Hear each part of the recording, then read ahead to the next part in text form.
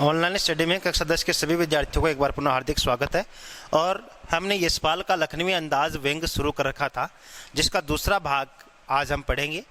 पहले भाग में हमने पढ़ा, समरी के रूप में मैं 1 मिनट वापस चलता हूँ और क्या पढ़ा है वो देखते हैं। पहले भाग में हमने पढ़ा कि भीड़ से बचकर एकांत में नई कहानी के संबंध में सोच सकने और खिड़की से प्राकृतिक से देख सकने के लिए टिकट सेकंड क्लास के लिए लिया, अर्थात यहाँ से एक ऑप्शन जो पर्सन बन सकता है वो बनाया था हमने। गाड़ी छूट रही थी, सेकंड क्लास के छोटे डिब्बे को खाली समझकर और जरा दौड़कर उसमें चढ़ गए। अनुमान के प्रतिकूल डिब्बा निर्जन नहीं था, अनुमान के अनुकूल डिब्बा क्या होता, निर्जन, जबकि लेखक का अनुमान गलत निकला। अर्थात एक बर्थ पर एक सीट पर लखनऊ के नवाबी नस्ल के एक सफेद पोश सज्जन सुविधा से पालथी मारे बैठे थे। सामने 2 ताजे चिकने खीरे तौलिए पर रखे थे, कितने, 2। और डिब्बे में हमारे अचानक कूद जाने से सज्जन की आंखों में एकांत में बाधा पड़ी और हो सकता है लेखक के अनुमान है। यहाँ से डिस्क्रिप्टिव टाइप क्वेश्चन की चर्चा की थी, ऑब्जेक्टिव टाइप क्वेश्चन भी बन सकता है, लेखक ने क्या क्या अनुमान लगाए और 3 हो सकते हैं अनुमान सही और चौथा गलत हो सकता है, तो आपको ये देखना है क्या अनुमान लगाए। नंबर 1, कहानी के सूझ की चिंता में बैठे हो या खीरे जैसे अपदार्थ वस्तु का शौक दिख जाने के संकोच में हो। नवाब साहब ने हाय हेलो के लिए कोई उत्साह नहीं दिखाया, हमने भी उनके सामने की बर्थ पर बैठकर आत्मसम्मान में आंखें चुरा ली। आगे लेखक क्या कहेगा वो हम इस वीडियो में देखेंगे। ठाले बैठे कल्पना करते रहने की पुरानी आदत है और ये हर कवि की, हर लेखक की, हर साहित्यकार की होती है ना। साहित्यकार कभी अकेला नहीं रहता है, उसके साथ कल्पना रहती है, इमेजिनरी में खोया रहता है, वो कोई ना कोई कल्पना करता रहता है। इसलिए ठाले बैठे रहने की हमारी पुरानी आदत है। नवाब साहब की असुविधा और संकोच के कारण का अनुमान करने लगे। लो, लेखक को काम मिल गया बैठे बैठे। क्या काम मिल गया? अब मैं इस विषय पर सोचूंगा कि मेरे डिब्बे में आने से नवाब साहब को असंतोष क्यों हुआ, विघ्न क्यों पड़ा, किस कारण नवाब साहब को मेरा आना अच्छा नहीं लगा। इस विषय पर सोचने के लिए लेखक है वो कल्पना करते जाएगा। नवाब साहब ने बिल्कुल अकेले यात्रा कर सकने के अनुमान में किफायत के विचार से सेकंड क्लास का टिकट खरीद लिया हो। पहला अनुमान नंबर 1, ऑब्जेक्टिव टाइप क्वेश्चन के लिए तैयार रहे। लेखक ने क्या क्या अनुमान लगाए? नवाब साहब ने बिल्कुल अकेले यात्रा कर सकने के अनुमान में कि सेकंड क्लास में सफर करने के लिए पैसे अधिक लगते हैं और आम आदमी सेकंड क्लास में सफर करेगा नहीं, इसलिए मैं डिब्बे में अकेला रहूंगा, आराम से चाहे खीरा खाऊं और चाहे प्याज खाऊं, चाहे कुछ भी खाऊं।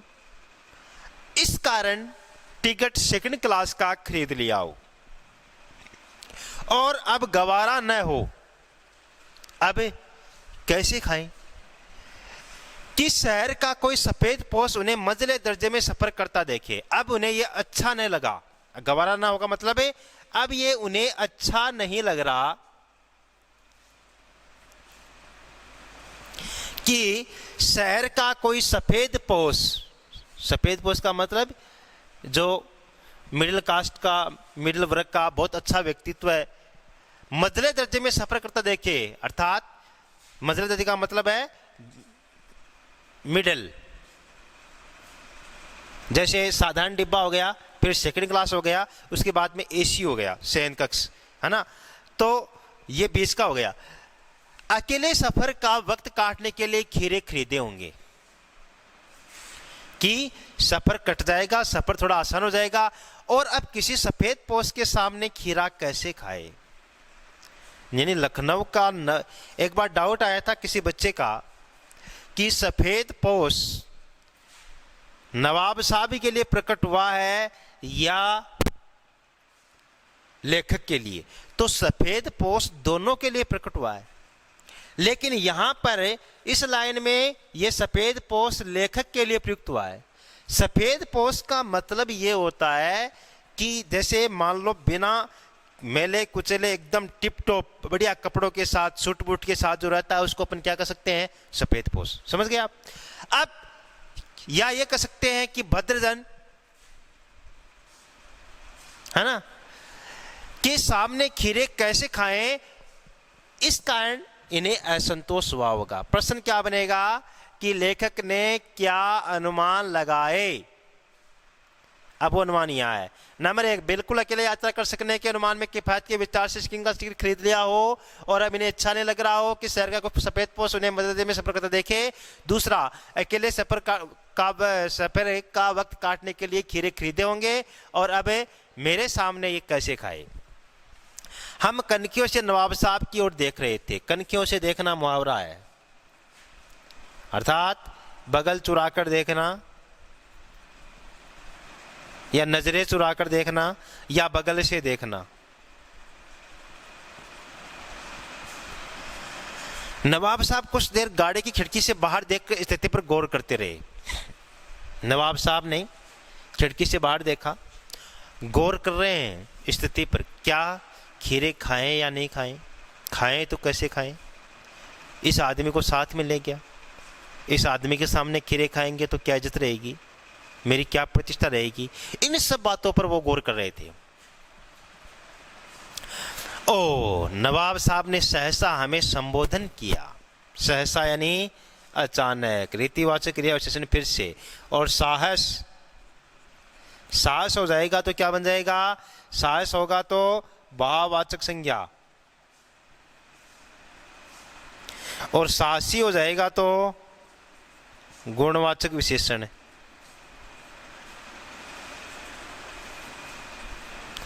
और साहसिक हो जाएगा तो भी गुणवाचक विशेषण। समझ गए। अब देखो, नवाब साहब ने अचानक हमें संबोधन किया, आदाब अर्ज। अचानक हमें संबोधन किया, आदाब अर्ज, अर्थात नमस्कार किया। क्या खीरे का शौक फरमाएंगे, कि क्या आप खीरा खाना पसंद करेंगे। खीरे का शौक फरमाएंगे का अर्थ क्या है, खीरा खाना पसंद करेंगे। नवाब साहब का सहसा भाव परिवर्तन अच्छा नहीं लगा। सहसा यानी फिर से, अचानक, कि पहले तो असंतोष हुआ इनको मेरे आने से इनके रुकावट हुई, बाधा पड़ी, मेरा आना इनको अखरा, और अब अचानक आदाब अर्ज कर रहे हैं, नमस्कार कर रहे हैं। तो नवाब साहब का अचानक भाव परिवर्तन है, वो लेखक को कुछ अच्छा नहीं लगा, अट्रैक्टिव नहीं लगा, आकर्षित नहीं लगा। और लेखक खुद एक विचारवान व्यक्ति है, सोचवान व्यक्ति है, और क्या सोचता है, भांप लिया, लेखक ने जान लिया। भांप लिया का मतलब है जान लिया, पहचान लिया। आप शराफत का गुमान बनाए रखने के लिए हमें भी मामूली लोगों की हरकत में लट्ठे लेना चाहते हैं। जवाब दिया, शुक्रिया, किबला शौक फरमाए, अर्थात थैंक्स, और प्लीज यूज यू ओनली, अर्थात कृपया आप ही खाए। अब देखो, शराफत का गुमान बनाए रखने के लिए लेखक ने क्या सोचा। लेखक ने सोचा कि मेरे जैसे व्यक्ति को एक सामान्य व्यक्ति समझता है, गरीब व्यक्ति समझता है, और मैं इसके सामने खीरे का एक आधा टुकड़ा फेंकूंगा तो ये ले लेगा, और ये अपने आप को वीआईपी समझता है। इसलिए ये इन सब बातों का अर्थ है, शराफत का, अच्छाई का गुमान, घमंड बनाए रखने के लिए हमें भी, यानी मेरे जैसे लोगों को मामूली लोग समझता है। और इस कारण लेखक ने जवाब क्या दिया कि शुक्रिया, शुक्रिया यानी थैंक्स, आपने मुझे पूछा इसके लिए, और कृपया आप ही शौक फरमाए। किबला शौक फरमाए का अर्थ क्या है, कि कृपया आप ही खीरा खाएं। आगे देखते हैं। नवाब साहब ने फिर एक पल खिड़की से बाहर देखकर गौर किया। अब नवाब साहब के सामने फिर से समस्या।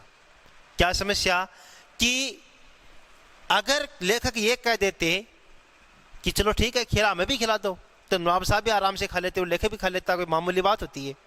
लेकिन लेखक ने मना कर दिया। अब मैं क्या करूं, अकेला खाऊंगा तो बुरा लगूंगा। क्यों? क्योंकि मैं ठहरा लखनऊ का नवाब, और मैं अगर खीरा खाऊंगा तो मेरी क्या प्रतिष्ठा, क्या इज्जत रहेगी। और दृढ़ निश्चय से खीरों के नीचे रखा तौलिया झाड़कर सामने बिछा लिया।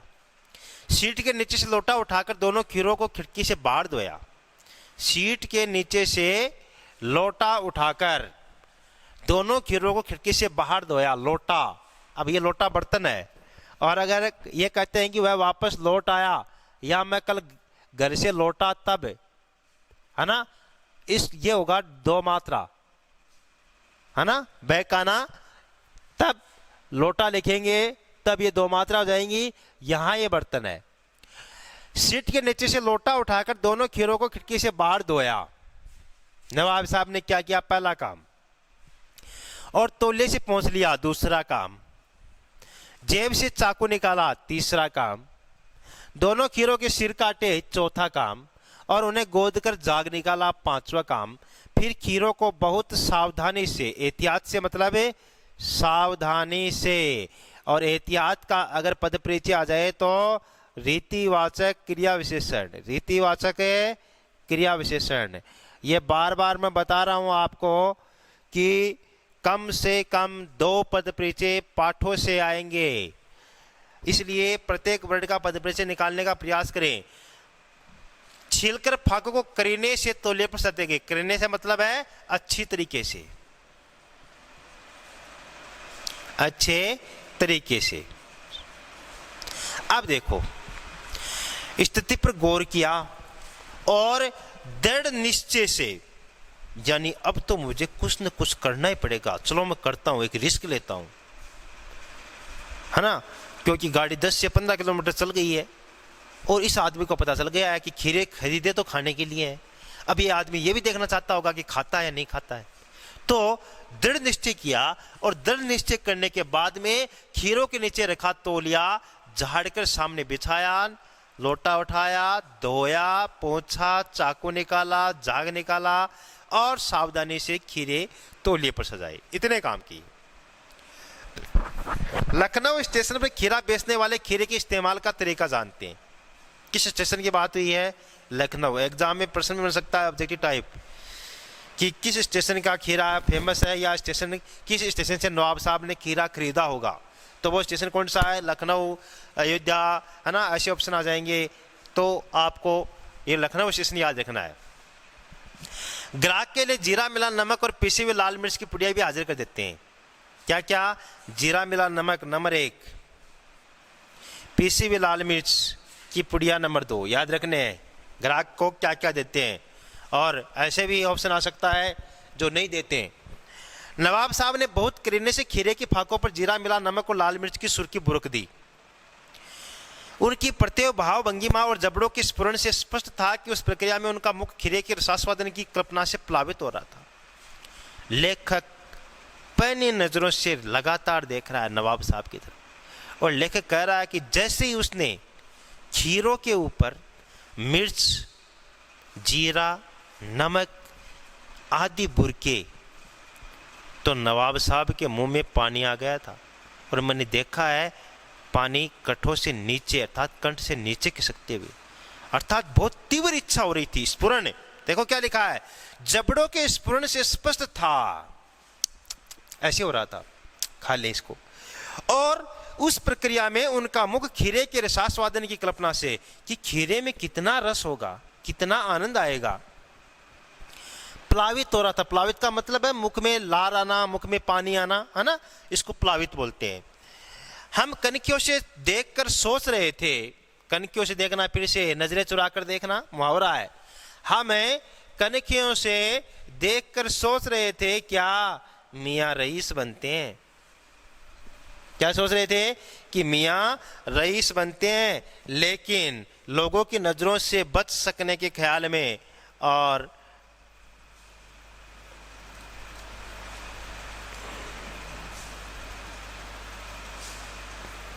हाँ, मियां रईस बनते हैं। रईस कैसे लिखा जाता है पहले भी मैंने बताया है, ध्यान रखना, रईस न कि रहीस।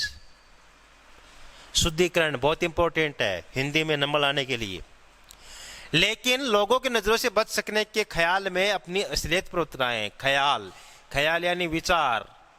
ख पूरा लिखना है, इस बात का ध्यान रखना है, और आधा ख लिख दोगे तो इसका अर्थ हो जाएगा तमाशा।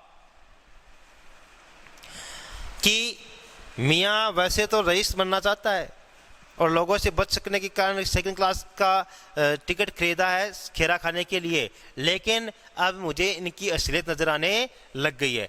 नवाब साहब ने फिर एक बार हमारी ओर देख लिया। वल्ला 100 कीजिए, लखनऊ का बालम खीरा है, वल्ला कि ईश्वर के लिए, या कृपया शौक कीजिए, खीरा खाना पसंद कीजिए। लखनऊ का बालम खीरा है, लखनऊ के खीरे की प्रजाति है बालम खीरा। समझ गए? एग्जाम में प्रश्न आ सकता है कि खीरे की प्रजाति कौन सी बताई गई है? बालम खीरा है। था देसी, संकर, बालम, है ना, विभिन्न प्रकार की प्रजातियां होती हैं। तो वो नमक मिर्च छिड़क दिए जाने से ताजे खीरे की पनियाती फांके देख कर पानी मुंह में जरूर आ रहा था। लेखक कह रहा है कि इस वक्त तो मेरे भी खीरे खाने की इच्छा बहुत तीव्र हो रही थी और मेरे भी मुंह में पानी आ रहा था, सच बताऊं तो।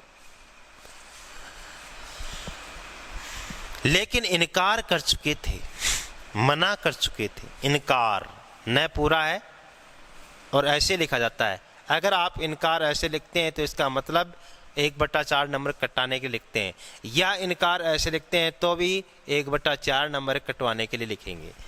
मना कर चुके थे, आत्मसम्मान निभाना ही उचित समझा। अर्थात आप किसी घर पर जाओ, कोई ये कहे खाना खा लो और आपके खाने की इच्छा तो हो, लेकिन आप ये मना कर दो कि नहीं मैं खा के आया हूं, है ना, और बाद में पता चले कि खाना बहुत बचा हुआ है, लोग खा रहे हैं। अब आप ये सोचते हैं कि मैं तो झूठा ही मना कर दिया, तो आप खाते भी नहीं है। क्यों? आपका कोई ना कोई आत्मसम्मान है। लोग ये सोचेंगे कि मैंने झूठ बोल दिया था। इसलिए उत्तर दिया शुक्रिया, फिर से धन्यवाद। इस वक्त तलब महसूस नहीं हो रही, अर्थात खाने की इच्छा। तलब महसूस होना, खाने की इच्छा नहीं हो रही। मैदा भी जरा कमजोर है। मैदा का मतलब है पाचन शक्ति, डाइजेशन, अमाशय, है ना। भोजन कौन पचाता है? अमाशय। ये भी कह सकते हैं कि पाचन शक्ति या डाइजेशन भी जरा कमजोर है किबला, इसलिए कृपया शौक फरमाए, कृपया आप ही खाएं। नवाब साहब फिर उलझ गए। अब कैसे उलझ गए कि 2 बार मैं पूछ चुका, दोनों ही बार इस सफेद पोश सज्जन ने खीरा खाने से इनकार कर दिया। अब मैं कैसे खाऊं इस सफेद पोश के सामने खीरे, और अगर मैं खा लेता हूं तो मेरी क्या प्रतिष्ठा रह जाएगी? मेरी नवाबी है वो, उस पर प्रॉब्लम होगी। तो नवाब साहब ने 37 आंखों से नमक मिर्च के संयोग से चमकते खीरे की फांकों की ओर देखा। 37 लालसा भरी, अर्थात तीव्र इच्छा। वापस देखा, खिड़की के बाहर देखकर दीर्घ निश्वास लिया, लंबा श्वास लिया। खीरे की एक फांक उठाकर होठों तक ले गए। खीरे की एक फांक उठाई, होठों तक ले गए। उसके बाद क्या हुआ?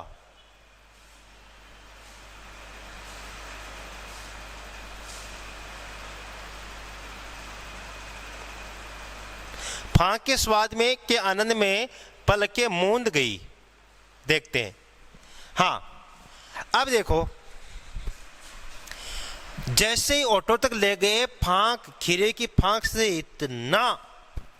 इतनी अच्छी खुशबू आई कि उनकी आंखें ऑटोमेटिक, ओ कितना अच्छा है, इस प्रकार से तो आंखें मूंद गई। मुंह में भर आए पानी का घूंट गले से उतर गया। लेखक सेकंड टाइम देख रहा है क्या कि मुंह में पानी आ गया था, वो गले के नीचे उतर गया। तब नवाब साहब ने फांक को खिड़की से बाहर छोड़ दिया। क्या किया? खिड़की से बाहर छोड़ दिया। नवाब साहब खीरे की फांकों को नाक के पास ले जाकर वासना से रसास्वादन करे खिड़की से बाहर फेंकते गए। हर एक फांक उठाई और सूंघा, नीचे खिड़की बाहर, नीचे। इसको क्या बोलते हैं? रसास्वादन। ऐसे अर्थात हलवा बनता है, हलवे की अच्छी खुशबू आती है, ओ क्या खुशबू आ रही है, इस प्रकार से इसको क्या बोलते हैं? रसास्वादन। रस का आस्वादन करना, रस को महसूस करना। नवाब साहब ने खीरे की सब फांकों खिड़की के बाहर फेंककर तोले से हाथ और होठ पोंछ लिए। बताओ, सबको सूंघा फेंक दिया, सूंघा फेंक दिया, खत्म। लास्ट में क्या किया? हाथ और होठ दोनों पोंछ लिए और गर्व से गुलाबी आंखों से हमारी ओर देख लिया, मानो कह रहे हो ये है खानदानी रईसों का तरीका, कि हम खानदानी लोग हैं, हम रईस लोग हैं, विलासी लोग हैं, नवाब हैं, अमीर हैं, और हम लोग ऐसे ही खाते हैं। आप जैसे नहीं कि नमक मिर्च जीरा मिलाया और मुंह से खाया, नहीं, हम ऐसे नहीं खाते हैं, हम तो ऐसे खाते हैं। नवाब साहब खीरे की तैयारी और इस्तेमाल से थककर लेट गए, ये लेखक का व्यंग है। अर्थात कोई ऐसा काम नहीं किया है कि उससे थक जाए आदमी और लेट जाए। हमें तस्लीम में सिर खम कर लेना पड़ा। तस्लीम का मतलब है सम्मान। सिर खम कर लेना पड़ा, सिर ठोक लेना पड़ा या झुकाना पड़ा। यह है खानदानी तहजीब, नफासत और नजाकत। अब देखो, इनके वर्ड मीनिंग आपको मिलेंगे लास्ट में। कहाँ मिलेंगे? लास्ट में। आप नहीं देखेंगे, इस कारण मैं आपको अभी दिखा रहा हूं, क्योंकि आपके पास देखने के लिए टाइम नहीं है। अब देखो,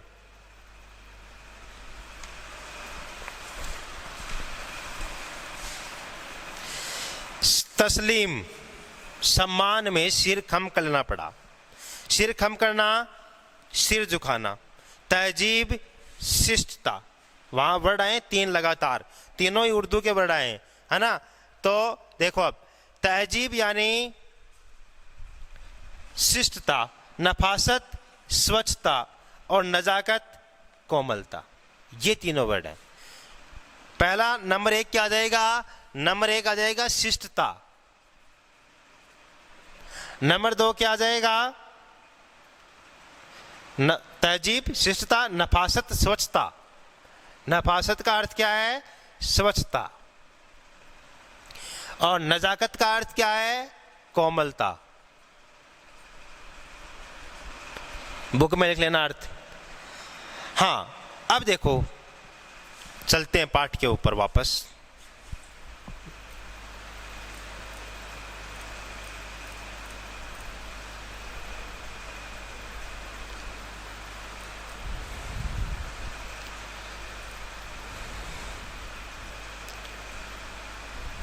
हाँ, वो वर्ड ढूंढते हैं अपन। ये है खानदानी तहजीब। तहजीब का मतलब है शिष्टता, कि इस अच्छे तरीके से वे खाते हैं। नफासत का मतलब है स्वच्छता और नजाकत का मतलब है कोमलता। कि मानो नवाब साहब हमें कह रहे हो कि देखो, हम खानदानी लोग हैं, ये हमारे खाने का शिष्टाचार है, इस प्रकार इतनी स्वच्छता से हम खाते हैं और इतने कोमल तरीके से हम खाते हैं। हम गौर कर रहे थे, खीरा इस्तेमाल करने की इस तरीके को खीरे की सुगंध और स्वाद की कल्पना से संतुष्ट होने का सूक्ष्म, नफीस या एब्स्ट्रैक्ट तरीका जरूर कहा जा सकता है। एब्स्ट्रैक्ट अंग्रेजी का वर्ड है, यानी भौतिकवाद से दूर, कि अच्छा तरीका जरूर कर सकते हैं, मगर क्या ऐसे तरीके से उदर की तृप्ति भी हो सकती है? भाई घर में हलवा बना लो, हैं, थोड़ा सा हलवा बना लिया, उसके बाद में घर के प्रत्येक सदस्य को थोड़ा थोड़ा खुशबू दे दो, उसकी सुगंध दे दो, भाई सूंघ लो इसको सब, क्या पेट भर जाएगा सूंघने से? या हमेशा रोटी बना लो, एक रोटी सभी परिवार के सदस्यों को सूंघा दो, भर गया पेट? क्या ऐसा होने से उदर की तृप्ति अर्थात क्या पेट की भूख शांत हो सकती है? ये लेखक सोच रहा है।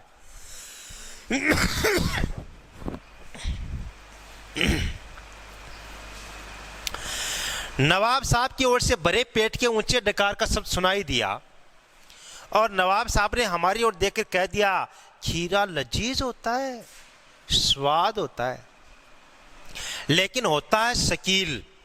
शकील यानी भरपूर, पूरा भरा हुआ। शकील का अर्थ नीचे दे रखा आपको, नामुराद, न चाहते हुए भी, मैदे पर, पाचन शक्ति पर बोझ डाल देता है। कि खीरा वैसे भरपूर होता है और नामुराद मैदा पर बोझ डाल ही देता है। क्या डकार आई रही? आप शाम को हलवा बनाए, आज रोटी बनाए, है ना, खाना बनाए, खाना को सूंघे, जो सूंघ कर डका लेने का प्रयास करे, क्या आएगी क्या आपको? लेकिन नवाब साहब को आ रही है कि नामुराद न चाहते हुए भी मैदे पर पाचन शक्ति पर बोझ डाल देता है। ज्ञान चक्षु खुल गए, ज्ञान रूपी चक्षु, कर्मधारय समास। ज्ञान चक्षु खुल गए, ये है नई कहानी के लेखक है। मैं जिस टारगेट के साथ, जिस उद्देश्य के साथ सेकंड क्लास के डिब्बे में बैठा था, वो उद्देश्य मेरा पूरा हो गया। क्यों? मैं सोच रहा था कि क्या नई कहानी के लेखकों को साहित्यकार या साहित्यकार का दर्जा दिया जाना चाहिए, नई कहानी को साहित्य की विधा माना जाना चाहिए। इस विषय पर मैं मंथन करने के लिए बैठा था और ये तो मेरा जो शोध है, रिसर्च है, वो तो अपने आप यहां पर प्रकट हो गया। क्या कि खीरे की सुगंध और स्वाद की कल्पना मात्र से अगर पेट भर सकता है, और न केवल पेट भर सकता है बल्कि डकार भी आ सकती है, तो नई कहानी के लेखकों की कौन सी गलती है? क्या बिना विचार नंबर 1, बिना घटना नंबर 2 और बिना पात्रों के नंबर 3, क्या लेखक की इच्छा मात्र से नई कहानी नहीं लिखी जा सकती?